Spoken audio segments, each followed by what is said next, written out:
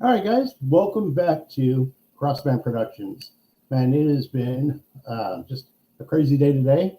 Our typical Monday. So I hope everybody's been, had a really good day today. Over the weekend, I got to meet two really awesome people that I'm bringing on. One of them's coming on today.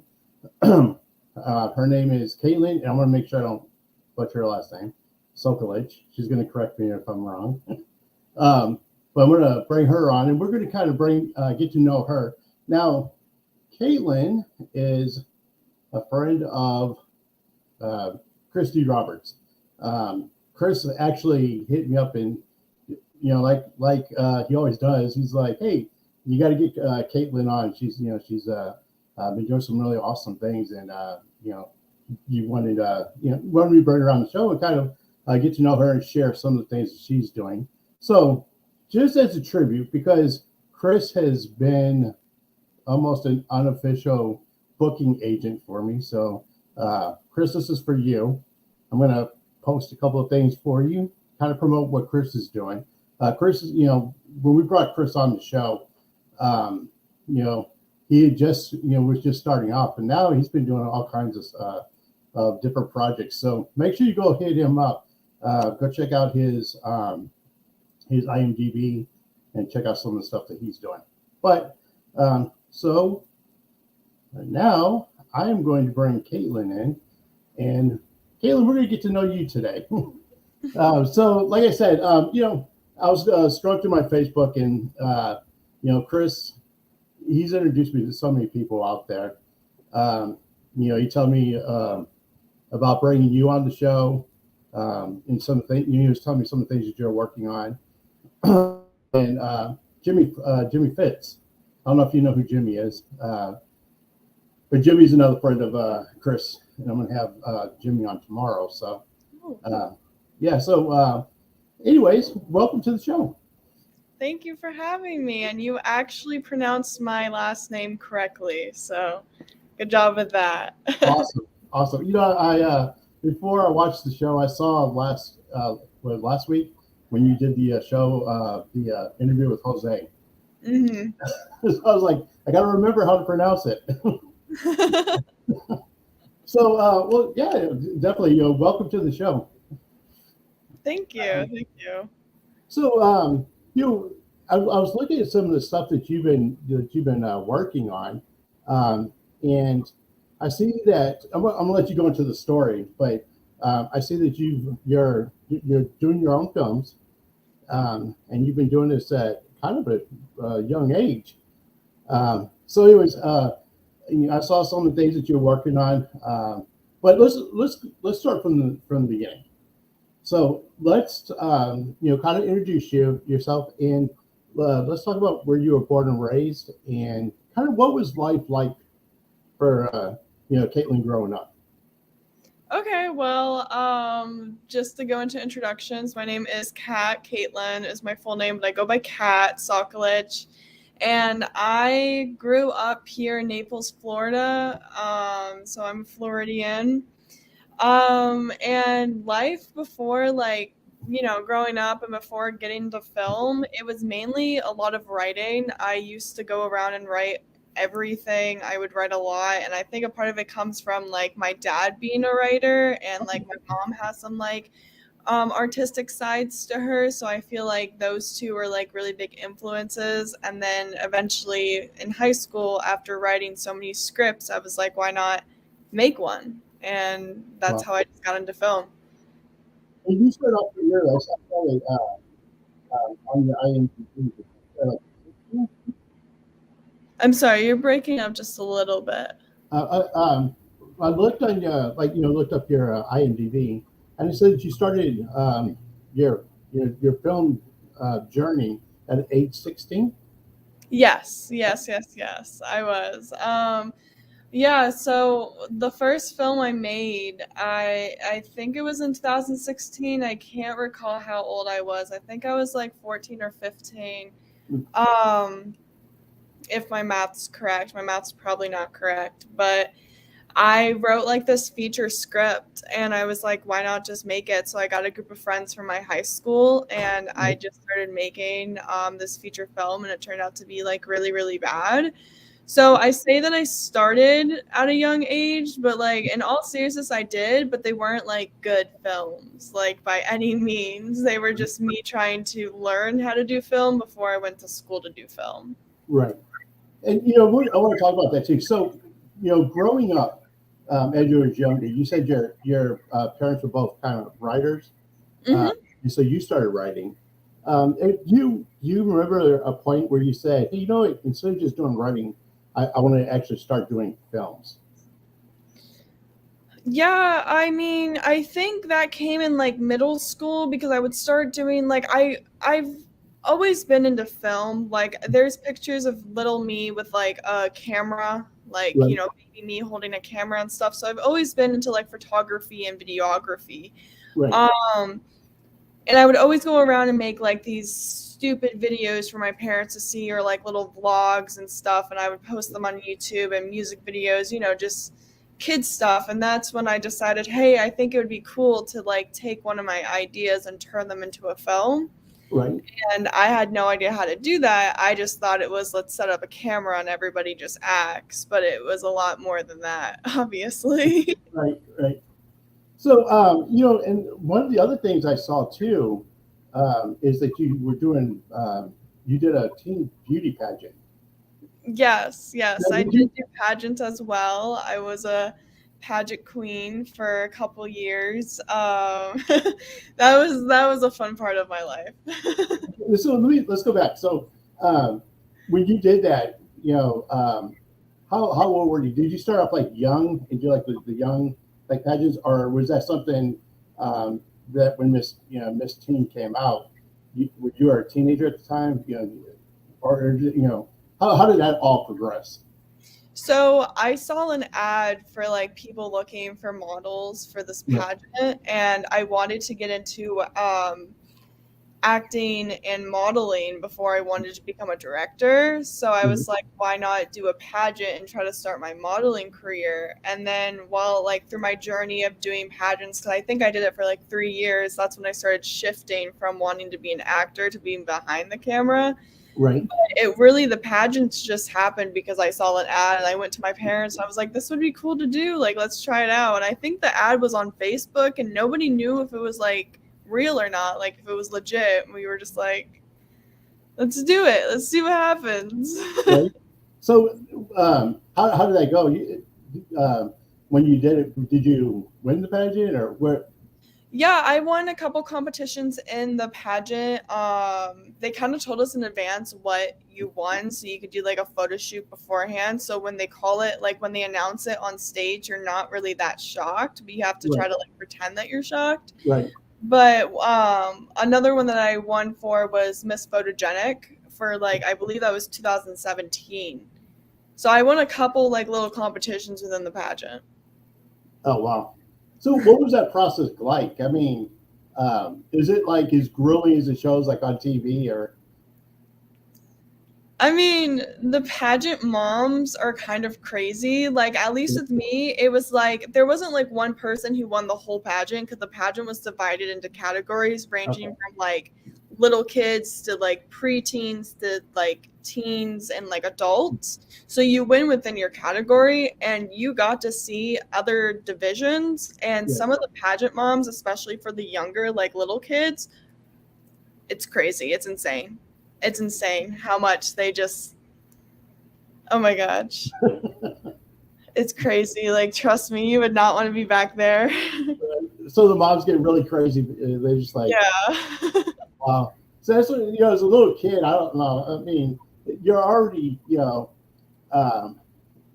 nervous going out there, and then having all these parents and people just, you know, yapping in your ear, and to me, they just make things worse for me. Hmm. So, um, did you decide to go into like directing after the pageant? Yeah, it was it was like the 2016-17 mark was when I transitioned into wanting to direct. I did acting a little bit after that as well, but I just realized that like I can act, but I'm very selective on what I want to do in terms of acting. And Right. I usually will act in my own projects rather than other people's projects because I'm just so self-conscious in the acting world. But I have more confidence as a director being behind the camera than I ever did as an actor. Oh well. So that's kind of your goal now is to just be a director and be a create your own films. Hmm. Cool. So and you've done some of that. So you recently just did a video. Hold on, I'm going to post this real quick. I'm playing with the new tool, so give me a second here. We'll talk about what? Maybe I didn't put it on here. I didn't get the picture on. But we were talking about overdose. You did a music video. I wanted to post the picture, but I guess it didn't get uploaded. But anyways, tell us a little bit about the video. Yeah, so Overdose was supposed to be concept art for a feature film that I'm making called No ID, and No ID struggles with the journey of mental health and drug awareness.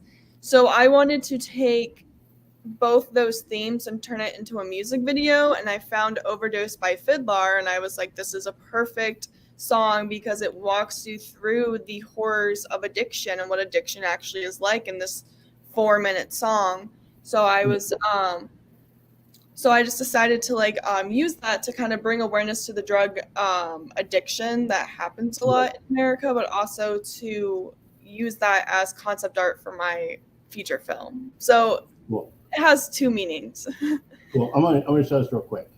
So this is the cover art for the overdose. I thought it was really cool. Yeah, definitely. So where can they see the song? Is there a place where it's posted? Yeah, so you could see Overdose on YouTube, Vimeo, and Entertainment Oxygen. It's like some app that you can download on your phone. I believe that's the name of it. I can double check. Oh no, it's called Entertainment Oxygen. Okay. So it's uploaded on that as well. And now the song itself you can find on YouTube, Spotify, iTunes, any streaming site. Awesome. And do you do the music, or do you have somebody who's doing the music for it? So I don't usually do music. I usually have other people do music for it. Okay, cool. But yeah, so definitely go check that out. I want to go see the video. The artwork for it looked really cool, so I wanted to show that on.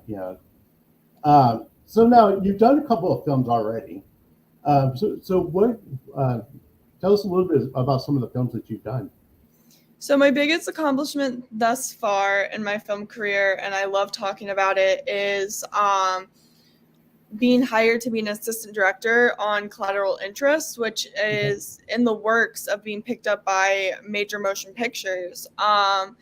And you can find the teaser to Collateral Interest, like the teaser trailer of Collateral Interest on my social media pages, but it's basically Ozark and Narcos combined.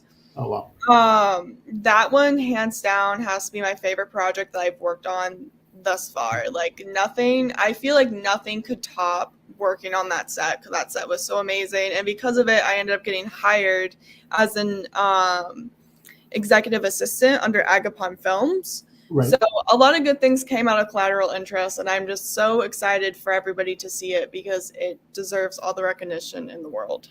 So that's one of the projects. I also did a short film called Lily of the Valley. That one's in post-production right now. It's going through sound design. It's a silent film, but we want to use a lot of background noise, just kind of move the story. For example, we have a typewriter, so we want to make sure that we have the typewriter noises, but there's absolutely no dialogue whatsoever. Oh, wow. So it's a very emotion packed piece. Right.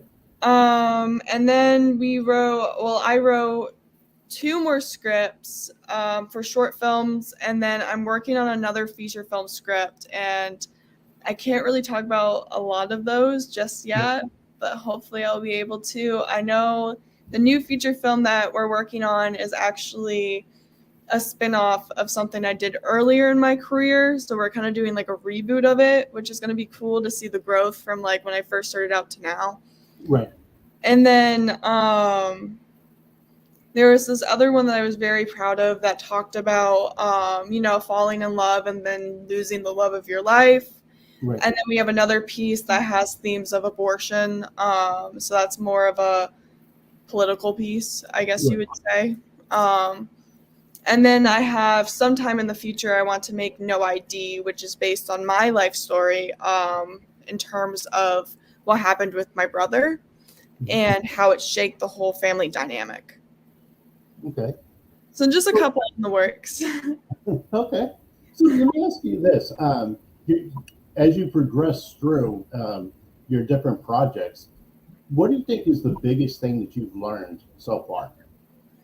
The biggest thing I've learned so far, oh my God, there's been so many. Like, I like to treat people with kindness all the time. And sometimes that gets you in the position of being walked all over, especially in the film industry. So I did have to learn that when in terms of doing business, because the film industry isn't all just making movies, there's a lot of business aspects that come with it. Right. And in terms of dealing with business, you kind of have to keep your emotions away when dealing business. And I Right. actually learned that from my mentor, Yal Agapong. He actually told me that, and it helps me a lot because, again, I would bring emotions to everything. I'd feel bad for people, or I would feel bad about putting my foot down. And I kind of had to learn that, like, sometimes you just have to do what you have to do. It's business. It's not personal. Right. And that brings up a really good point too about being a filmmaker, and even somebody who's starting out as young as you have, starting out as young as you are, be able to grasp the business side of it, because everybody, a lot of people think it's just about picking up a camera, get some lights, and get some actors. But if you're really serious about what you're doing and you're trying to get that exposure, and you're trying to get investors, there's people don't understand how critical that aspect is, and how nerve-wracking that could be sitting in front of investors as well. You're asking guys for money, you're trying to sell a project. So do you remember like the first time you did that? What was that kind of experience like for you? So right now I'm working with I've been working on getting investors for my feature film No ID, and it is very nerve-wracking because you're trying to sell a project that hasn't been made yet. Right. So it's like you're sitting there with a pitch deck and the log line trying to convince these people why they shouldn't put money into a project that doesn't yet exist, Right. and hoping that it doesn't flop, because if it flops, they lose a lot of money. So Right. it's like, it is very nerve-wracking because it's like, I can't prove to you that this will be a box office hit, but you have to take my word for it, is kind of like how it goes. Right. Mm-hmm. And I kind of know how that is, because we're in the process of building a police body cam. So I go in front of investors all the time, and I know the pressure that is, especially when you are trying to sell an idea.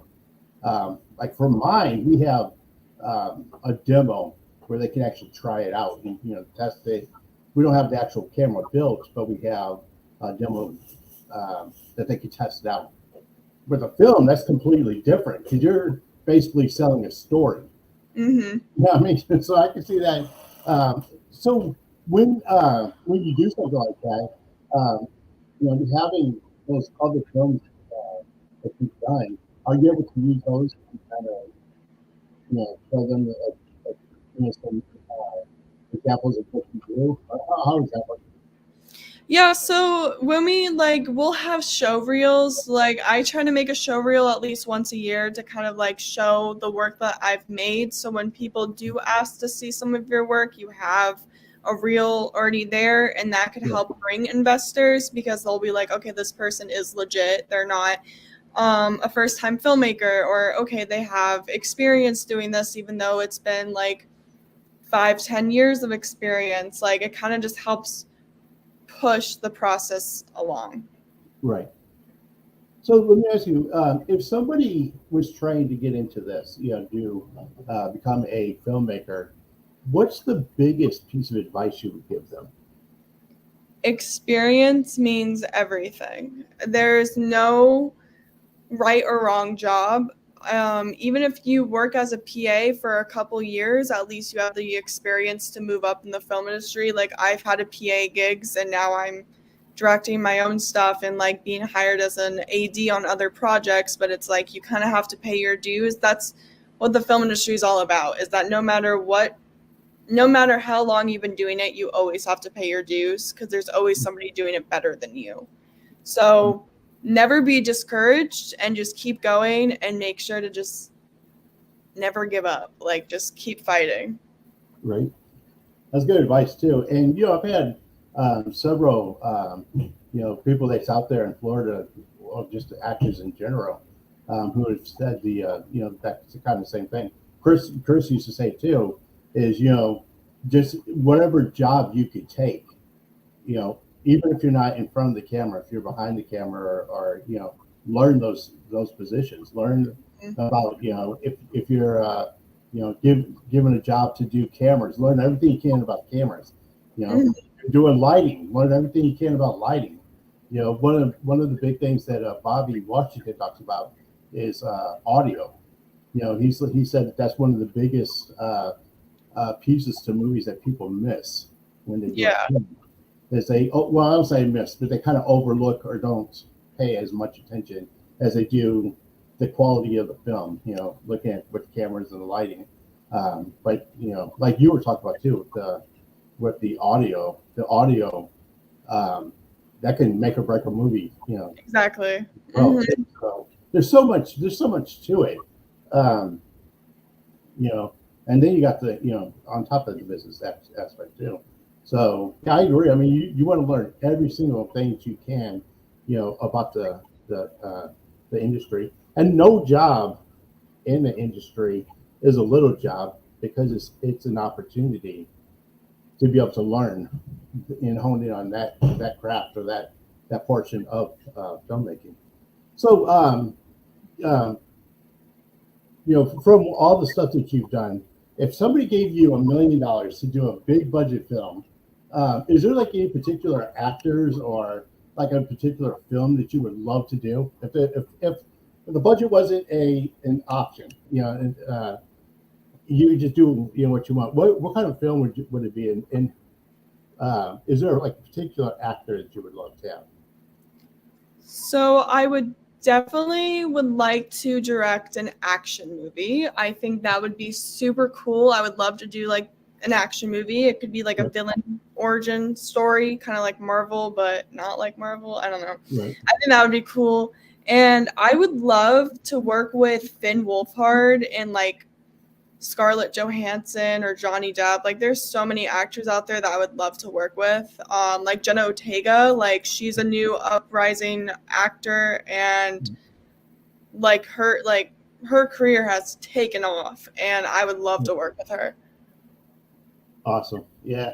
You talk about Finn Wolfhard. That's one of my daughter's favorite actors. So my daughter would definitely be on board with that. Yeah, like I'm trying to get him on board for one of my feature films, the No ID one.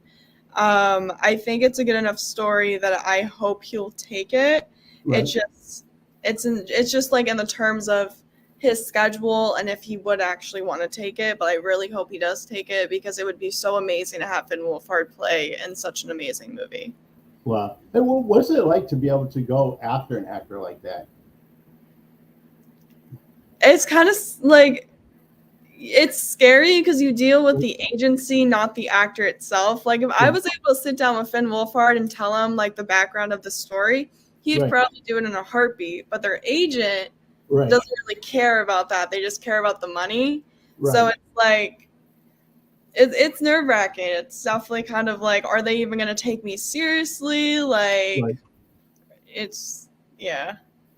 Do you find, because you're still kind of a young person in going into this industry, do you feel like that hinders or kind of plays in your favor? It definitely hinders a lot, like my age. A lot of people will not take me seriously, or when I do get put in positions of power, like as an AD, I Right. have to put my foot down even more with people and be Right. kind of more harsh with them, because if I don't, they'll just walk all over me and they won't take me seriously. Like, and as an AD, you want control of your set, and if you can't get control of your set fails. So in Right. order for me to get the control from these people who are way older than me, I kind of have to be a little bit more harsh, because it's Right. like I'm going to work with actors who are 56 years old and they're going to be like, why am I taking orders from a 21-year-old? So it's like, It's kind of tough whenever you're that young. But mhm. like as you continue to do these films, and they become more, you gain more success on doing this. Eventually, that'll go away. I mean, and people will see you for your talent, and Yeah. I mean, and I think you're headed that way because you've done what about seven films somewhere around there. Hmm. That's either done or it's in production. Yeah. So you're getting there. You're putting them out. And I think that as time goes on, and people still see the things that you're doing, I think that that'll eventually go away.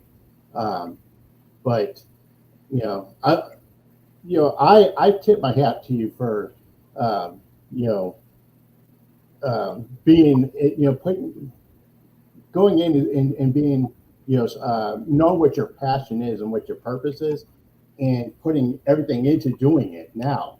A lot of people your age, they don't know what they want yet. And they Hmm. don't have that kind of mindset and that focus to go get what they want. So, kudos to you for doing it. Thank you.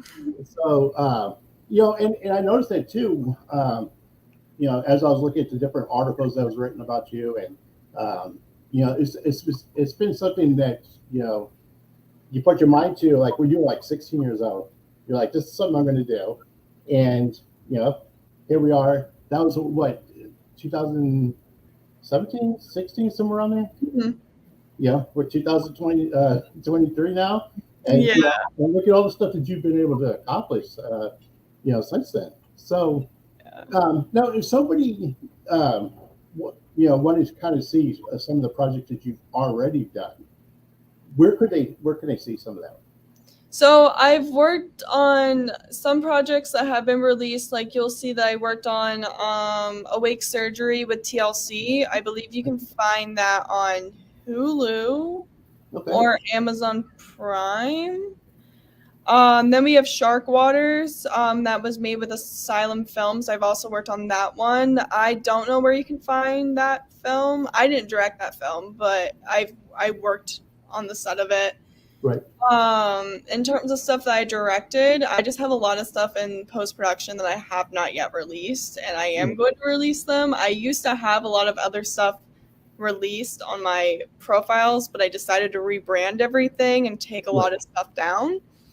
Um, and then like you'll see, I'll post like teaser trailers to certain stuff as well, so you'll be able to see sneak peeks of some of the work I've done.